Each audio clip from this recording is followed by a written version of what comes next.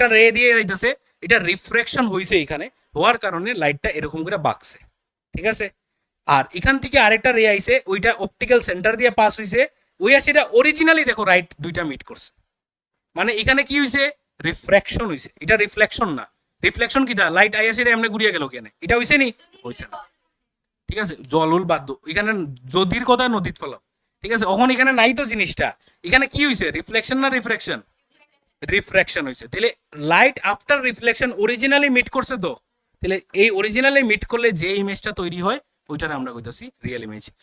A real image is formed when light rays actually converge at a point after reflection or refraction is known as real image. মানে light রে যদি originally তারা যদি meet করে, convergence বা meet করে, তাহলে এই পয়েন্টে যে ইমেজটা তৈরি হয় এটারে আমরা কইতাছি রিয়েল ইমেজ, ঠিক আছে। যেমন এটা আরেকটা এক্সাম্পল আছে, এটা কিটা, এটা হইতাছে কনকেভ